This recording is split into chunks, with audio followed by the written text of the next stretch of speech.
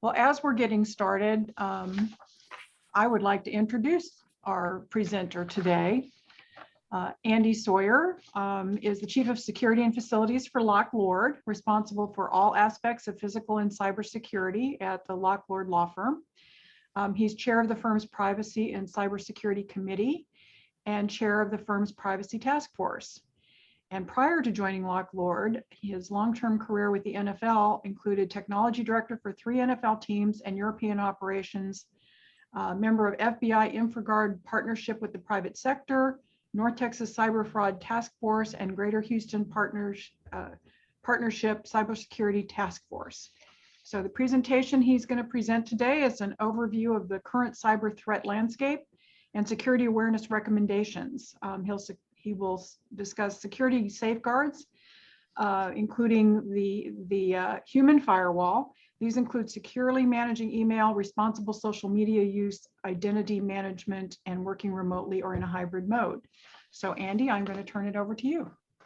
Okay, thanks, Joanna. So hopefully you'll find some information over the next hour or less than an hour, because we'll have some time for questions that will be personally helpful to you and helpful to those that you know in the workplace and in your personal lives.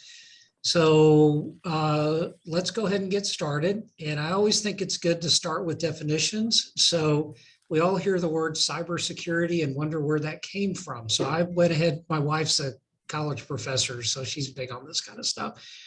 But we get cyber from the Greek word for boat pilot or skilled navigator. That's the root. And security means to protection from or resilience against harm. So cybersecurity, as we're going to talk about it, is the protection of digital assets, which requires intelligent navigation. And that's where you come in. You are the pilot of your own boat, and your skill is critical to intelligently navigating cyberspace. What security is not. We always think security is about keeping secrets. And my contention is that cybersecurity is not about keeping secrets. It's about protecting a digital way of life that we all now live, and hopefully makes us richer for it. There's good news and bad news, and so we'll start with some of the news. The bad news is that cybercrime is a raging pandemic. Cybercrime as a service has become something that criminals can get into the business in 15 minutes and go to a grocery store on the dark web and set themselves up as hackers. Every day, new, unsophisticated, but effective threat actors join affiliate programs, also known as crime syndicates. My contention is there's a lower barrier to entry to become a cyber criminal than to become an Uber driver. And there are currently more than 20,000 ransomware attacks in the US on a daily basis. That's the bad news, but I'm not going to spend the presentation trying to scare you. It's really more important that you feel empowered as we go through this. The good news is that cybersecurity awareness and cyber hygiene will always beat ransomware. You can be safe and you can be in control. Your best defense is having an awareness and prevention of problems. I want to focus on our collective power as the human firewall. Our firm has state-of-the-art firewalls, and your company or your firm likely does as well. Even personally, you're almost always working from behind some kind of firewall. People make the best firewalls. Cybersecurity is all about people working together and each of us individually making all of us better. I created an acronym that I hope stays with you after today's training. The human firewall is better than a machine because the human firewall leaps. People learn, they expand their habits and their maturity. They adapt without being upgraded. They learn to protect and they learn to share with each other. So when you think of the human firewall, think of leaps. How do we empower the human firewall? We're going to go through some skills that will help you become stronger and better as a human firewall. There's a program being run by the Anti-Phishing Working Group and the National Cybersecurity Alliance called Stop, Think, Connect. And you can go to that website and get some pretty good training material.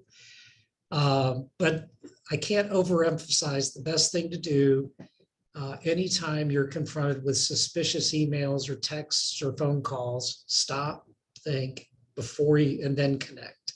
Recognize what social engineering is, strengthen your identity, work smart wherever you are, and know what normal looks like in your business. It's not going to be the same for you as for others in your business or others outside of your business, but you have a business community, people that you may compete with economically. You should be communicating with from a security protection perspective. Know what normal looks like. And when you see something that is not normal, say something about it. Don't keep that to yourself, because you're not alone. Your best cyber defense that I'd like you to take away from today's presentation is making the right decision about email. Today, 96% of breaches and incidents can be tied back to email. 90% of these are spear phishing attacks. We'll talk about phishing a little bit, but this is not casting the wide net. This is an email that maybe you alone got because you alone were targeted because of information known about you alone. Microsoft and Amazon lead branded email attacks because we perceive those as perhaps legitimate and safe. And 48% of malware attachments are delivered in Microsoft Office files that we probably all work with every day, like Word documents and Excel spreadsheets. And we have an implicit trust of these document types. So we tend to be more likely to respond to them and take the action that's being asked of us with them. But again, you have the power. If 96% of breaches and incidents can be tied to emails, you can fix up to 96% of the threats coming at you by being aware and preventing those threats by being smart about email. There's an estimate that I saw recently that 30 million phishing emails get past security technology every day in the United States. I think this is a low number. I think this is a reported number. We have really good security systems and email security systems at the firm. But we see, thousands of emails a day that get past our security appliances, and that's where we count on our people. Security awareness is our best defense and your best defense. Hackers think that you're easy, so they go after you rather than the firewall, and it's really up to us as the human firewall to prove that they're not, that they're wrong. The most popular cyber attack is phishing. And we'll talk a little bit about phishing, but it's email designed to get you to take an action, click a link, open an attachment. It's most popular because it just flat works and it's cheap and it's easy to do. Hackers can send 1 million emails and get 1%, and that's all they're looking for. It targets people. It's not technology. And phishing comes in 3 flavors. The one we typically think about is the email, and we call that phishing. There is casting the wide net. Spear phishing is usually a profiled individual attack. If you have an interest in a specific charity or cause, and you post about that on your Facebook, you may be opening yourself to getting an email about, hey, contribute to our effort in Dallas. The more people know about you, the more likely you are to be spear phished. Whaling is spear phishing, but it's sent to a big, as the name kind of implies, a big person at your company, a C-level person. Hey, we just withdrew $50,000 from your account. Hey, we've got a new payroll application that your check was wired to. Phishing is phishing by phone. You may have gotten a phone call from Microsoft support that says, hey, we need to remote into your computer. If you can give us your email address, we'll send you a link. Here's one I got. It's great that Apple, which is the most profitable company on the planet, has time to call me and tell me this. Please do not use your Apple devices until you speak with an Apple support representative. In order to speak right now, press 1. Thank you. That didn't come from Apple, but I did get that voicemail that I didn't respond to. Smishing is like phishing, but that's a text message instead of an email. And this was one that I received on my phone from a 561 area code. So it was from West Palm Beach. And they wanted to let me know that they were the US Post Office. And to let me know, we have issues with your shipping address.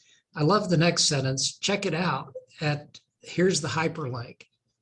No way related to the post office, right? And I'm pretty sure that the post office isn't going to start a sentence with check it out, but they might, but unlikely. So phishing, vishing, and smishing.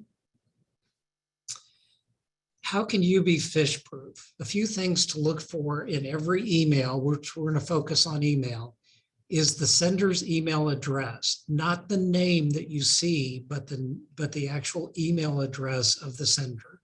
If this is someone that phishing heavily depends on name recognition. And most of us don't look past the name to see, is this the person I know? I think I've got a couple of minutes here. So the brief history of email, it hasn't changed dramatically since it was invented in Stanford in 1971. They were just thrilled that they could get it to work. There was no conception on the part of the people that created email that 50 years on, 92% of the email floating around the planet would be malicious. They just wanted to be able to communicate. So there's a lot of things that can happen to email that the systems today, because we all want to continue to communicate, that train has left the station and we try and bolt security onto it. But it's fairly easy to change the name and to set any name that you want it to be and send from a different email address. So check the sender's email address first. Investigate those hyperlinks. We're going to talk about in a few minutes hovering to discover and holding to unfold, because you can't hover over hyperlinks on your phone, but you can press and hold before tapping to see where you're actually going. And again, crowdsourcing security is really important. Talk to people at your office, talk to people in your community, and say, hey, I've got this really crazy email. What do you think? Oh, I saw the same thing. I deleted it. Why did you delete it? Oh, because this is what I saw that told me it was bogus. Use the right email address. This is big. It's big for me as being responsible for a big law firm. You should only be using your firm or company email address for firm or company business. It should not be a login to Facebook, Amazon, banking sites, shopping sites. Doing so just makes your company's digital footprint in the bad cyber world bigger. And you should only be using your firm email address or company email address for firm business. When you're corresponding with clients or customers or anybody that's involved in your work life, use your work email address. Webmail accounts, like and including Gmail, are not confidential. They're free, and a lot of us have them, but they're simply not confidential. Google mines your incoming and outgoing email so they know what to drive you to on their Google search engine. You should be an email customer for your personal email accounts. You should be paying for a personal email account. And included in that end user license agreement is the fact that you should be looking for, they're not sharing my data. I recommend using different email accounts for personal confidential correspondence, such as with hospitals and insurance companies and banks, et cetera, et cetera. Have a personal social network account. If you have an Apple device, take advantage of the hide my email feature on Apple devices, and consider having a spam catcher account. I personally have a Gmail account and a Google Voice line.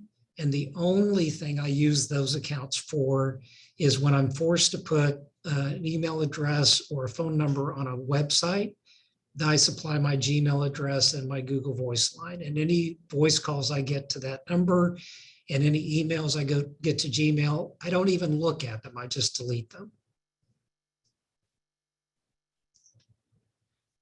Think before you link, which again here means stop, think, and connect. Breaking habits is hard to do, and all of us are busy and all of us have more to do than we can do. So we often compromise safety for speed. When we see a name in an email, we click, we reply, we click, we take the action. We don't even think about it, but it's because it's a habit. The lesson here is take a thoughtful pause, look at the email, look at the language, look at the email address. Does the context make sense for the person that you know? Does this sound like them? And why did they change their email address anyway? It's not the one that they normally use. Investigating hyperlinks. I have it in italics and bold up here. Before you click, investigate those hyperlinks. As English readers, we like reading from left to right because that's how English makes sense to us. Hyperlinks are exactly opposite. You need to read your hyperlinks from right to left, realizing that the last dot in the address is the wins, and that means that's actually where you're going. Think of hyperlinks the same way Han Solo thinks of jumping to hyperspace. Before you click, make sure you know where you're going. Notice that if I read the Airbnb request booking hyperlink here, my initial reaction is this is an Airbnb destination that I'm going to. I'm going to the Airbnb website, when in fact I'm going to booking.space, which is really in no way related to Airbnb. In your emails, move your cursor over the text of the hyperlink where you see I've done so with AmericanExpress.com. Before clicking the link, a box will pop up that says the actual destination is not AmericanExpress.com. It's this long name that ends in .ru, which is a Russian website that is in no way affiliated with AmericanExpress.com. And while you can't hover on your phone, by pressing and holding the hyperlink, you'll get a box similar to the one I show that will give you the same information. No harm done if you just hold, press and hold, but if you tap on your phone, you're going. So check it out before you head that direction. Again, crowdsource security, don't keep it to yourself, check with others you trust.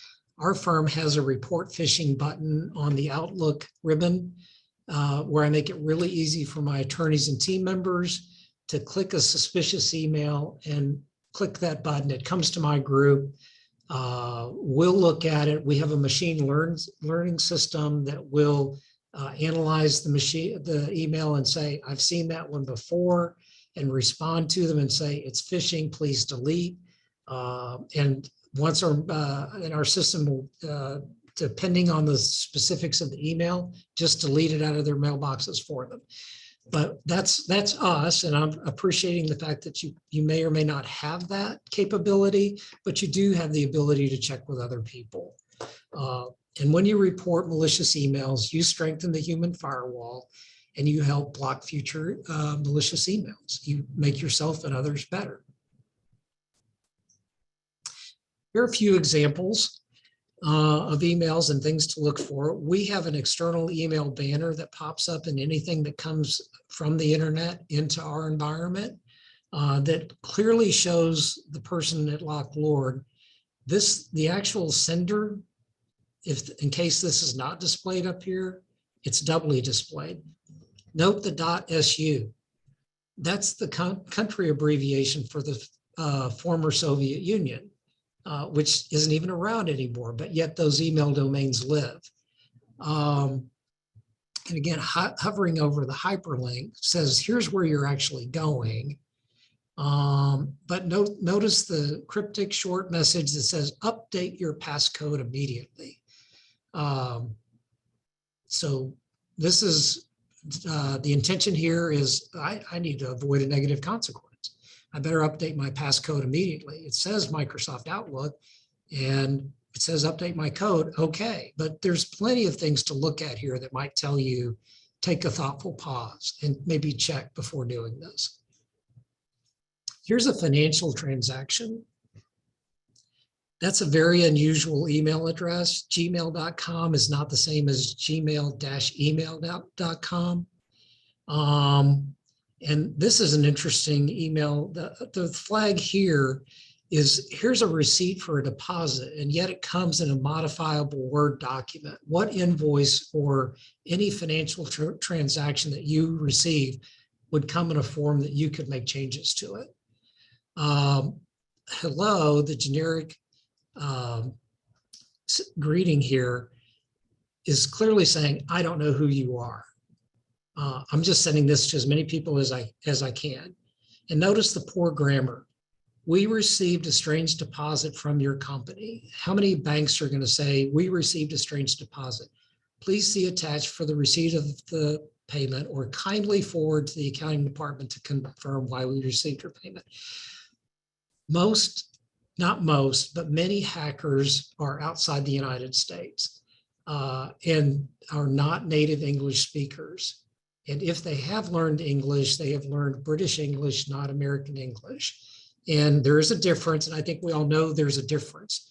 I like to say we're Americans, we're not kind, so we tend to not use the word kindly.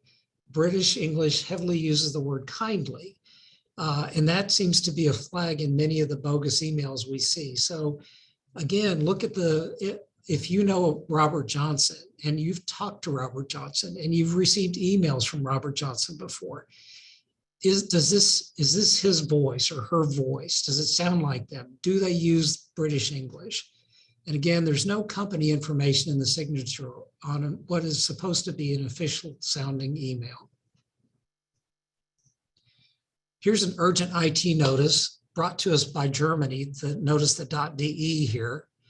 Again, it's an external email. I love this in that it says, hey, by the way, today we're switching our email system to Microsoft 365. We didn't tell you before, but here we are today letting you know that your email is going to quit working because we're going to a new system. So you need to take an action immediately. Here's the generic salutation here that says IT support help desk, period. That's interesting because it's almost like they're not sure how to end it, but it might be a sentence and it might be just a signature. They're not real sure which. I liked this one because it came to us on Sunday, 4 days after it was too late to change because we changed the system on Thursday. So all kinds of issues with this email here. Again, another one from Germany. Somebody else is copied here. Maybe somebody outside your company does your payroll. Maybe they don't. But this is a very unusual attachment because it's an HTML page. It's a web page. Why would your payroll come in the form of a page? This is just a hyperlink posted as an attachment to an email. Again, note external email. Here's the use of the word kindly again. The .de is a red flag. Is your payroll done in Germany? Do you know? You should probably find out if you're not sure. Why is info@payroll.com.biz another recipient on the email? Does that make sense to you? A lot of things to look at here that would tell you this is not legitimate. Nothing I should respond to. Here's a trick just to spot fake attachments in emails. Attachments will always, in any popular email client that you're using, if you're using Outlook, Office 365, Google, Gmail, Attachments will always appear in the message header or the message footer. Images in the message body that look like attachments are a red flag. This is a legitimate email. This is right below the address line in the email. Emails that look like attachments that look like they're embedded in the document, those are just hyperlinks. They've made it look like an attachment that you're supposed to open, but it's really just a hyperlink for you to open. So I've never seen an email with a legitimate attachment that was embedded in the body of the message. So you should just wave off of those right away. Business email compromise is bigger than ransomware. We all know about ransomware and what a multi-billion-dollar business it is. The reality is that in the United States, it takes a second seat to business email compromise, which is simply email fraud. Business email compromise is almost always the result of a successful phish, and the average loss in the United States is around $8 million because they target companies that have cash and they know what the cash flow is. Here's the process for business email compromise. You identify a target, and it's typically going to be somebody that's CFO in HR, finance, payroll, the chief operating officer, or a specialist of some sort. Leverage a trust relationship with that person, and then social engineer that person for days to weeks until they take the action you want. Click the hyperlink, install the Trojan, provide their password.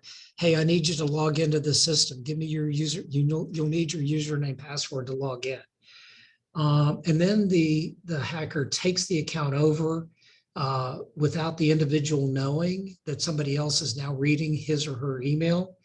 And they conduct a reconnaissance campaign. Again, may take a few days, may take a few months. They learn the schedules, the people, the partners, the clients, and then they set up mailbox rules. They'll take over for one of the two parties to the thread. They'll look for your emails and say, oh, well, when Joanna's communicating with so-and-so, they're talking about money. So I'm going to focus on Joanna and so-and-so.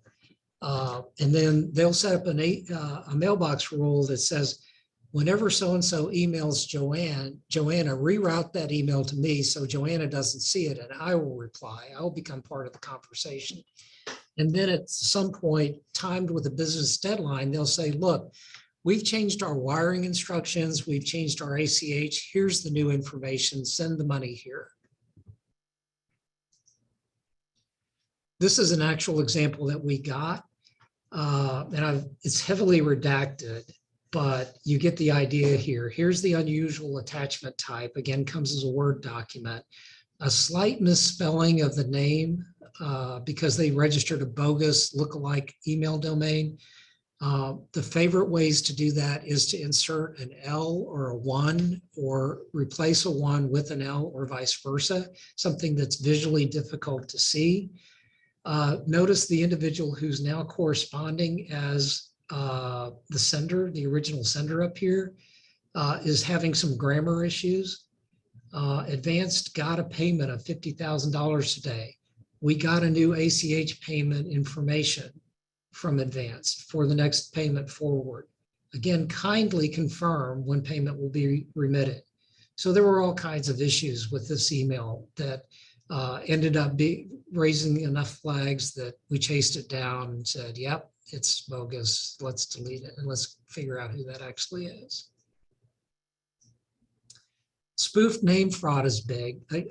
I mentioned before that email technology is 50 years old now, and security just wasn't a part of it. So most of us will look at the name and not the address, managingpartner74@gmail.com. This is supposedly from a partner in one of our offices, and they do at the bottom of the email, go ahead and put that person's email address in here. So you'll maybe think it's more legitimate, but that's not where the email came from. And they're sending an email to someone in their office that would recognize this name and say, hey, this is an urgent request, capitalized. So you're going to pay attention, say, oh, this is an urgent request from Andy. I need to do something right away. But look how cryptic the message is. Available, cell phone number, reply to this, and you'll start getting smishing as well as phishing emails going forward. And again, here's the generic signature, Boston Partner.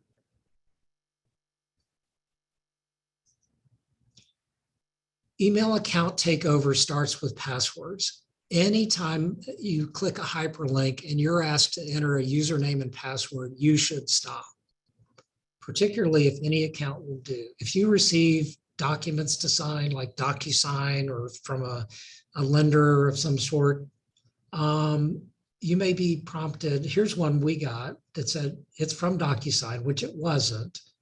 But then this is interesting because it says there's encrypted files with your email, and you can log in with any one of these three options, including if you don't have an AOL account, notice AOL is misspelled, Office 365, or any other email address will do.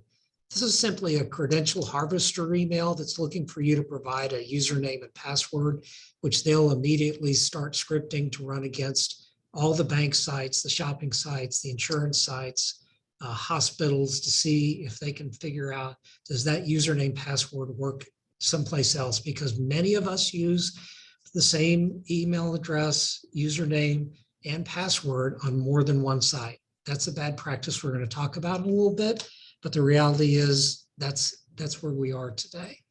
So put the brakes on if you're asked to enter a username, password. Before you do it, check with somebody else. Summarized how to catch more phishing fraud: stop, think, and connect. Check the label, reach out, contact your security or IT support, inspect, stop and check those links and attachments. The best defense against fraud is to know what real looks like. When you see an email that claims to be from somebody you know, a company that you work with, Amazon, Chase Bank, whoever it might be, look at previous emails and say, why does this one look different and why would it? And avoid appeals, anything that's compelling you to do something urgently. If it sounds too good to be true, you better avoid those negative consequences. This is the IRS. You need to click here right now to stop, our immediate action to garnish your wages. Phone it in. If you get an email from someone that you've regularly corresponded with and it just doesn't look right, don't reply to the email and say, gosh, Andy, this just doesn't sound like you. Are you okay? Because you're probably just communicating with the hacker. Pick up the phone and call the sender and say, hey, I got this weird email from you. And they'll almost always say, my account was hacked. Thanks for letting me know, but please delete the email. Remember that spelling matters, typos, and bad grammar are red flags. And don't unsubscribe to emails because you may not have ever subscribed to begin with. And the hacker is just trying to get you to click that hyperlink to unsubscribe, which you don't know where you're going when you click that. So I recommend you never unsubscribe. If you're getting emails that you don't want from a newsletter or something like that, just add that sender to your blocked senders list. Strengthen your identity. Firewalls, which we learned from Game of Thrones, are way better than ice walls because they don't melt when dragons come up against them. This is part of my humor. It's probably not as funny to you all, but I enjoy it. So your best perimeter defense in the before COVID, we loved firewalls. We thought they were great. And we still use firewalls, of course, but they're not our best defense anymore because everybody decided not to come to work, but to work remotely. And so identity is the new security perimeter. Your username and password is really what we're trying to protect, what we try to protect at the firm, and what you should be trying to protect is your identity. Look for single sign-on solutions that let you access the resources you need for your company anytime, anywhere, on any device, and go passwordless as much as you can. We are moving away from something which is passwords, to other characteristics, what you are, who you are, where you are, which we're going to talk about in a minute. The more analytics and the more artificial intelligence we have will help us move away from really what is the least secure way to prove your identity, passwords. You should be always, in every situation that you're logging into a website, using multi-factor authentication. Your identity is your claim of who you are. And that's typically your email address or a username like A Sawyer or Andy Sawyer. Authentication is how you prove your identity. Multi-factor authentication is proof comprised of 2 or more factors. We've always used one-factor authentication as passwords, something you know, which is the weakest form of authentication that there is. So you should always couple a password with something, with possession, adherence, or location. Something you have, like a token, as I've shown a few different examples over here, or something you are, like a face ID or fingerprint ID, or a location, somewhere you are. You're logging in from from your home. We know that location. That's fine with us. Multi-factor authentication protects against brute force password spraying attempts. 1.2 million Microsoft accounts are compromised every month, and 99% of these accounts are not enabled, have just not enabled multi-factor authentication in their Microsoft 365 accounts. I'm going to skip this slide. We're taking a little longer than I thought we would, but we'll move on to,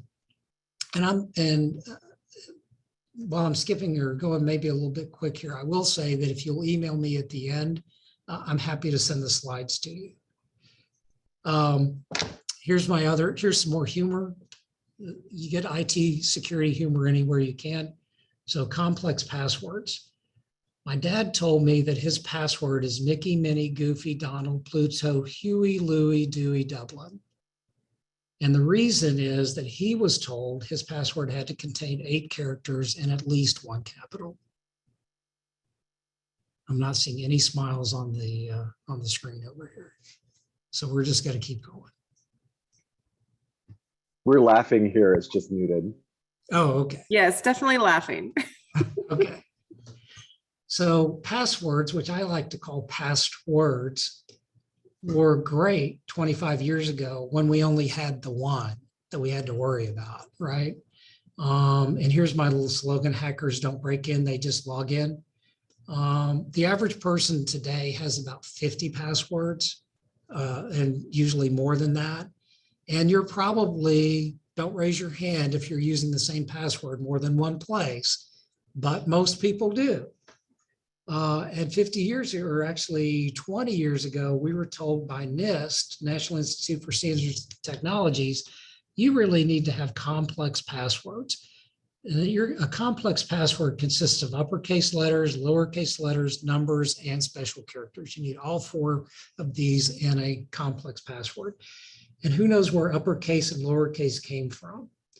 From Gutenberg, because he kept the capital letters in the case on the upper shelf and the small letters in the case on the lower shelf as he was setting up his printing press to print the Bible in Mainz, Germany.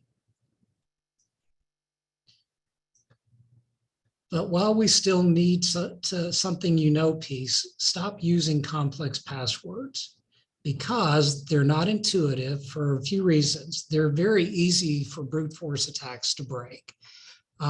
Most of us don't have a complex password that looks like this.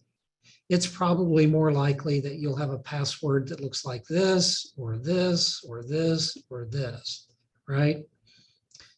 And when we're forced to change these passwords, we only make a slight change. So winter 2022 becomes spring 2022, because that's just easier for us to remember after all. Or we're going to use our own makeshift password safe, like this one here with Post-it notes, or a notepad, or we might just email our password list to ourselves so we don't forget it and we have a backup.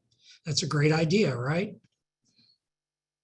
Passphrases are way better than passwords. Phrases have power, length adds strength, and they're just easier to remember because we're people with wet brains, and we tend to think in phrases and sentences much easier than we do in cryptic 8-character meaningless strings, right?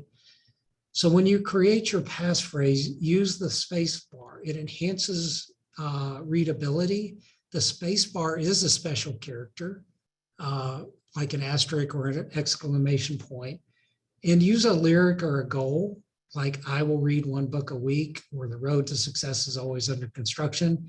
If you need help with passphrases, here's a website you can go to get some ideas of what some passphrases might work. But again, it should be something that's easy for you to remember, that you're not going to write down or email to yourself. And passphrases, not surprisingly, are NIST's new standard. Stop using passwords like we told you to, start using passphrases.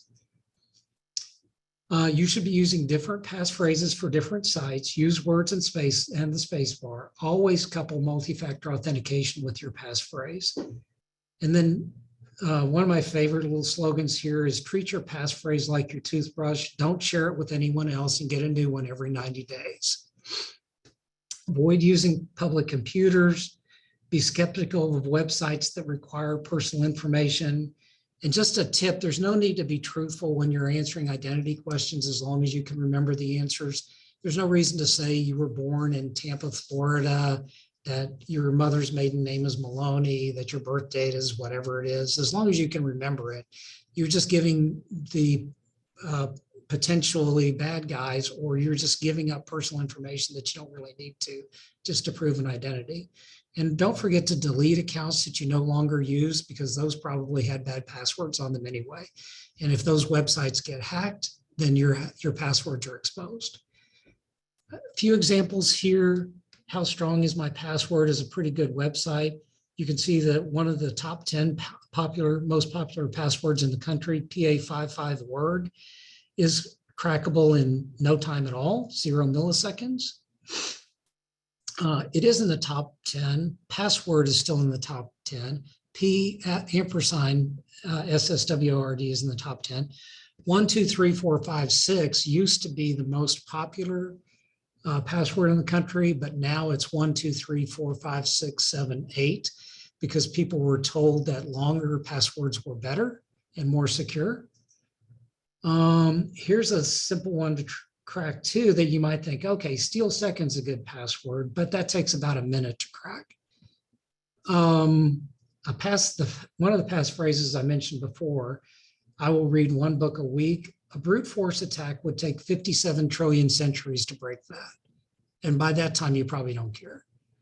Another example, cybersecurity is an attitude. That's 99 undecillion years, which there's 36 zeros after the 99 there. That's a pretty good password. Don't use these passwords. I'm just giving you examples. Consider using a password manager for your personal accounts. You may already have single sign-on at work, but again, use password managers to keep your personal accounts safe. Use multi-factor authentication. They will automatically log you into websites, and they'll help you with credential rotation. These are the 3 I like and recommend. And let's talk a little bit about social engineering, which I like to call the manipulation of the human tendency to trust. That's a good short definition. Cybersecurity, as you can tell from what we've already talked through here today, is as much a social science as it is a computer science. Hackers are not going after my firewall. They're going after my attorneys.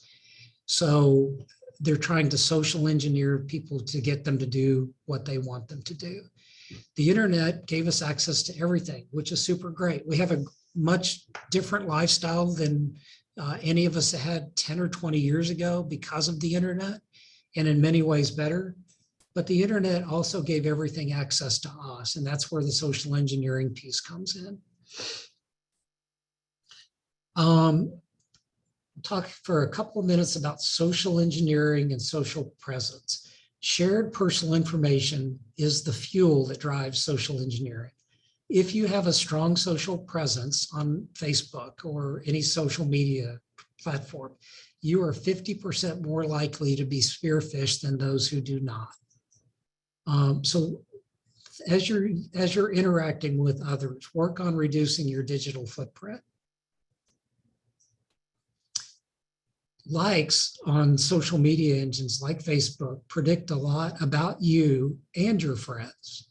At one point, a couple of years ago, this curly fry image indicated to advertisers, this is a highly intelligent group of people that liked this image. Why? Think of the Big Bang Theory and that group of people on TV and how they're all brainiacs. One person in a group posted curly fries, and all of his friends and her friends liked the same image because they all liked each other and they all had a lot in common. Social media sites depend on the concept of homophily, which is basically birds of a feather flock together. So as you share and as you like, you're disclosing information about yourself and your friends. So limit your social media interactions. I just can't say that often enough. Angler phishing is a huge problem on social media sites today. 55% of social media spoofing attacks come from angler sites. What's an angler site? These are fake customer service pages that look and act just like Federal Express, American Airlines, Amazon. They're asking you for your opinion. They're asking you to say, you know, you might go on and say, man, I had a terrible experience with Federal Express and I'm not going to stand for it. And I'm just going to let everybody know. And that's what these pages are out there to do. They collect information about you. They give you malicious hyperlinks to click, and they look just like the real thing. So be very cautious about posting on what you believe to be a customer service page on a social media site.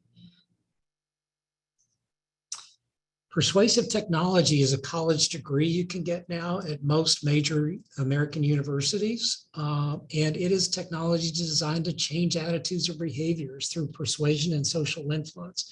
Social networks are addictive by design. For the first 50 years, Silicon Valley sold us hardware and software. For the last 12 years, they've been selling us, and they're making more money than they ever have.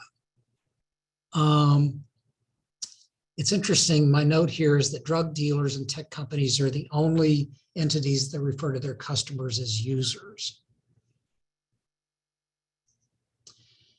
And kind of my last thought here is that when the product is free, you are the product. So when you get something for free, like Angry Birds or Gmail, ask, how did they give me that for free? What was in it for them? Persuasive technology, again, is tech designed to change opinions, attitudes, or behaviors. I'm not going to read this quote here. I am going to refer you to it. There's some recommended viewing out here that I highly recommend. If you haven't watched The Social Dilemma on Netflix, please take the time to do that. That'll help you close your Facebook account. And then look at Tim Cook, who's the chairman of Apple, his remarks at the World Privacy Day in 2021, March of last year, where he talks about privacy and social media and very bluntly about Facebook. Both worth taking a few minutes to watch. Social Dilemma will take you more than a few minutes, but it's worth watching. And finally, working from home, avoid isolation, make time for small talk with others, leverage video interaction as much as you possibly can. Hackers like to think of a herd of wildebeest running through the African savanna, and lions don't run at the front of the herd. They pick people off they pick the slowest and the weakest ones off from the back, right? The perception is that we're all working individually isolated at home and we're easier to pick off from the pack. So leverage video interaction as much as you can, schedule regular collaboration sessions with your peers and community and family. Again, crowdsource, treat all that email with a thoughtful pause. Ensure if you have a company computer at home, ensure that you're the only person that has access to it. Keep your personal devices up to date. Most hackers are besides hacking you, they're looking for unpatched systems. Patches come out for Windows devices and Apple iPhones all the time. Make sure you're up to date on your patches. Turn off or mute personal assistance when you're on the phone. Alexa's always listening. And get a health check on your router, Wi-Fi. Go outside your apartment or your house, see if you can see your Wi-Fi router from the street. And if it identifies you by name or by address, and don't forget to shred that paper that you're no longer using. I did have some slides I'm not going to cover because I want to have some time for questions, but there's a few interesting slides about how Russia is all in on cyber warfare and what they're doing in the war on Ukraine right now.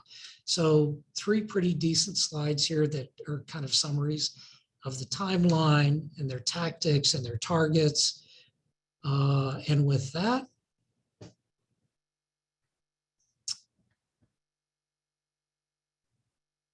questions?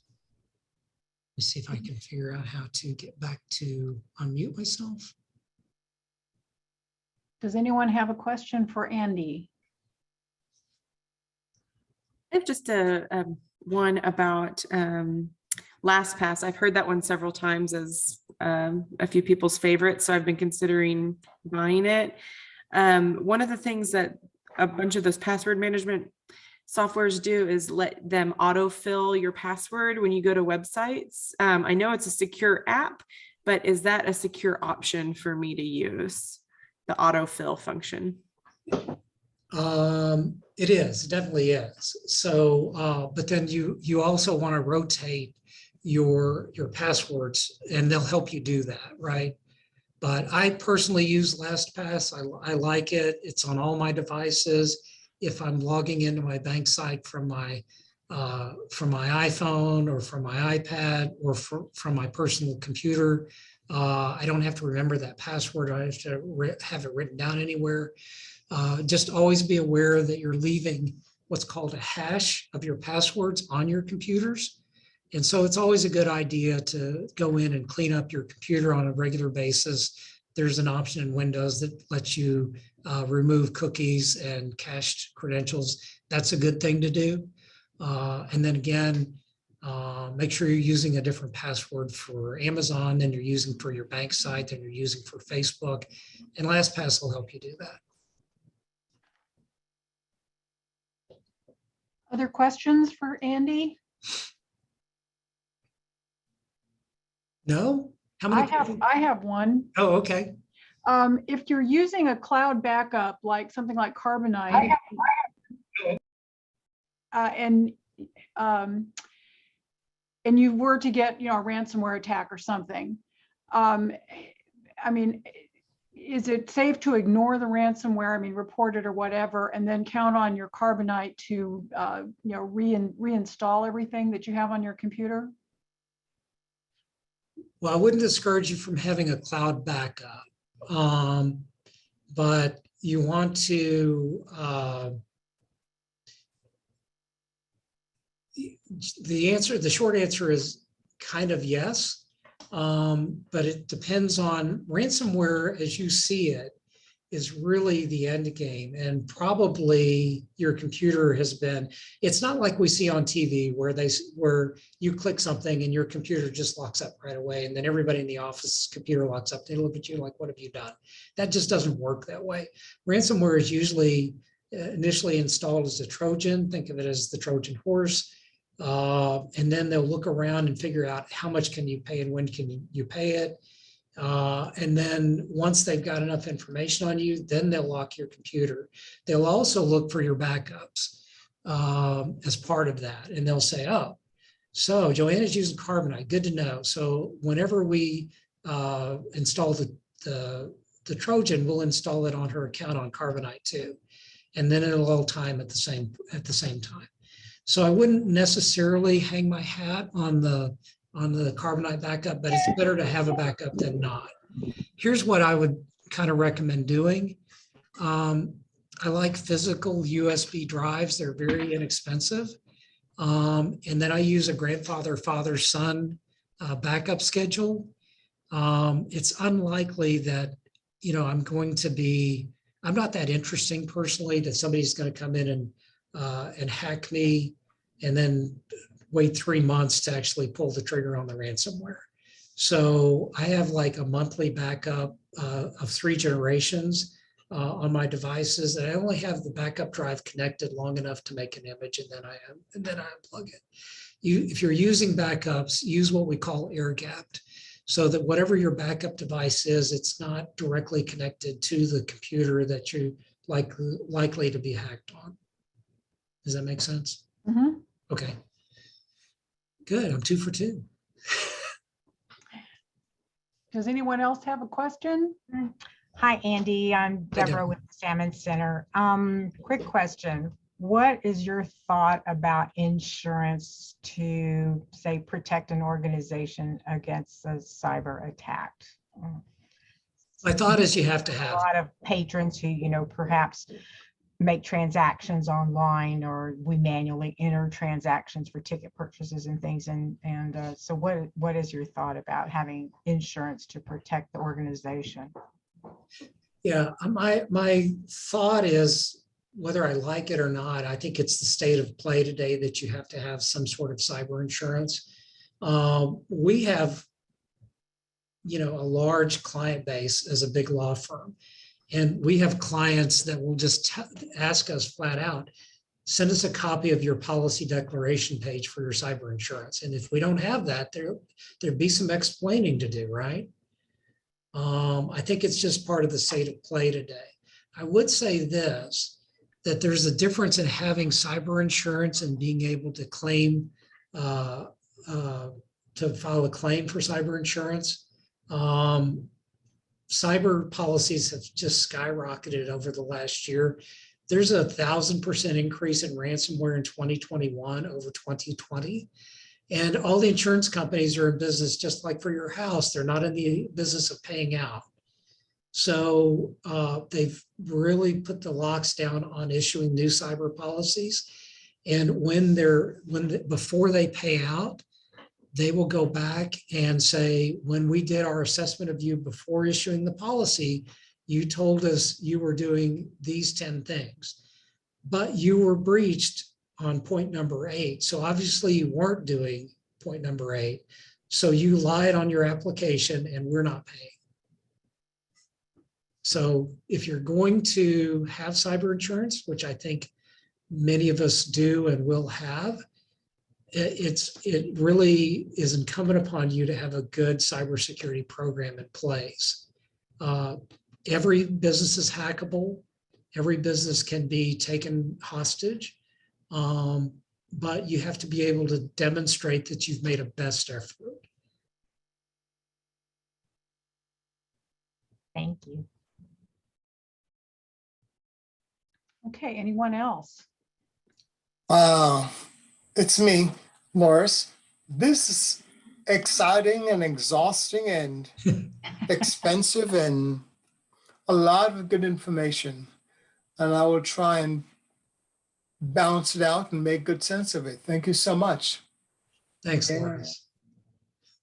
Hopefully it doesn't come across as that was way over my head. I didn't get any of it. I might have come to the wrong meeting because it was just all computer bits and bytes to me.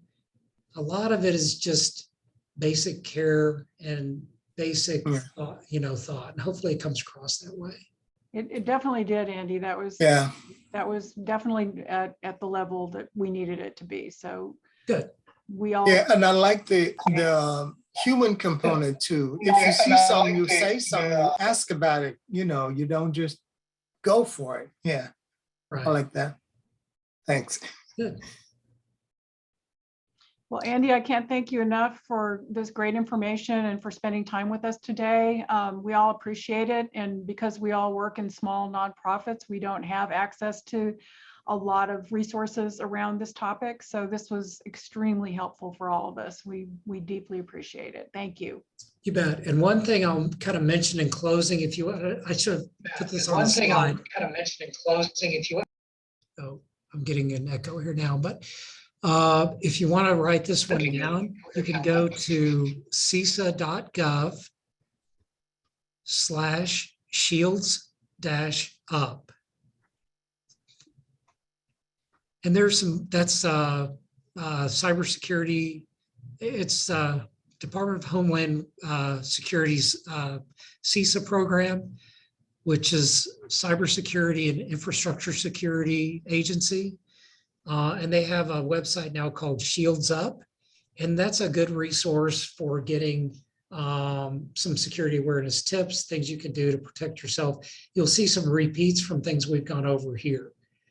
There are free resources out there, but the best resource is to, again, talk to each other and say, I saw this. Oh yeah, you should never have done that. You should, check with each other before you take the action.